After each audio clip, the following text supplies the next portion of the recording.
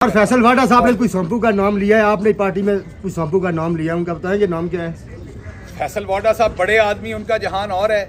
मैं तो एक आम सा मिडिल क्लास का वर्कर आदमी हूँ। फैसल वाडा जो है वो एलीट क्लास से हैं। उनकी सोच, उनकी फ़िक्र, उनकी बात, उनकी पहुँच, उनकी ताकत वो बहुत डिफरेंट है मेरे से और उनसे। तो मेरे जो सांप हैं वो डिफरेंट होंगे, उनके जो सांप हैं वो डिफरेंट होंगे।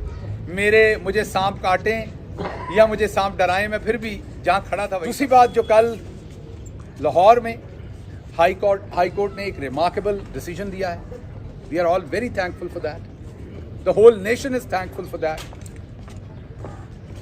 एक्चुअली मैं तो ये कहूँगा कि वो एक लैंडमार्क डिसीजन इसलिए है कि that decision is gonna write new history in Pakistani democracy. The reason is कि हमने हमेशा नजरिया ज़रूरत पर फैसले दिए। हमने हमेशा, जब तल्ख और सख्त फैसले देने का वक्त था, तल्ख मैं हकीकत की वजह से कह रहा हूँ, तल्ख हकीकतों की वजह से तल्ख फैसले देने का जब टाइम था, अक्सर औकात हम नजरिया ज़रूरत में बह गए। आज अगर आपकी अदलिया आइन के ऊपर खड़ी है तो ये बहुत बड़ी बददयांती होगी कि आप उस अदलिया को अप्रिशिएट ना करें। आप ये भूल जाएं कि इस इकोनॉमिक प्रेशर में जो मुल्क में हो रहा है, एलसीज नहीं खोल रही, पेट्रोल शॉर्ट है, तमाम जो इस टाइम बेरोज़गारी है, इस सारे इन्वायरमेंट में आपकी अदलिया जो है वो डट के खड़ी हुई है। कल के फैसले से देखा आपने, आइन की हिफाजत के लिए, क्योंकि असल में वकला और बार और बेंच दोनों कस्टोडियन है उस आइन के। वैसे तो हर पाकिस्तानी कस्टोडियन है, ये तमाम कैमरों के पीछे खड़े लोग और आप सहाफ़ी भी उसी आइन के कस्टोडियन हैं। लेकिन एक बात याद रखिएगा, सबसे जो मैं ये कहूँगा कि जिनका सबसे ज़्यादा इम्पॉर्टेंट रोल है वो अदलिया, बेंच और बार है, और उन्होंने अपना फ़र्ज़ निभा के दिखाया है।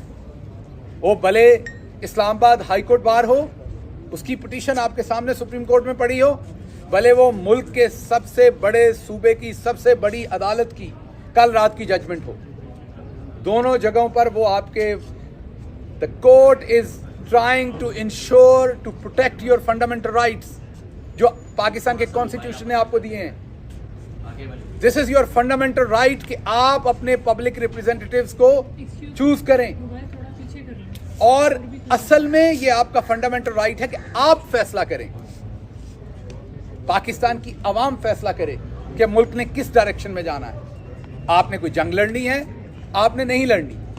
आपने इकोनॉमिक पॉलिसी में टैक्स ज्यादा देने हैं, आपने कम देने हैं। आपने आईएमएफ में जाना है, किस तरह से जाना है। आपने अपने यहाँ खवातीन की एजुकेशन पे कितना पैसा खर्च करना है, बच्चों की एजुकेशन पे कितना पैसा खर्च करना है।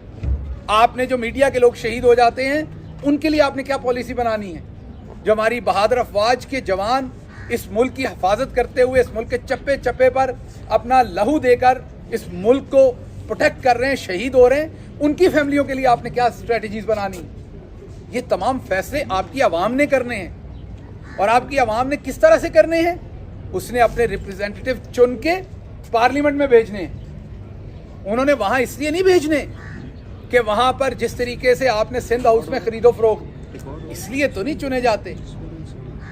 ये कोई भेड़ बकरियां तो नहीं चुनती आवाम कि जो जाके अपने वजन के हिसाब से, मैं पॉलिटिकल वजन की बात कर रहा हूँ, अपना रेट लगवाएं। कोई 4 करोड़ ले, कोई 5, किसी का रातों रात जमीर जाग गया है, सोया हो, सुबह उठे तो उसका जमीर भी साथ जागा हुआ हो कि जी अब इमरान खान बुरा हो गया है, अब फलां बुरा हो गया, फलां।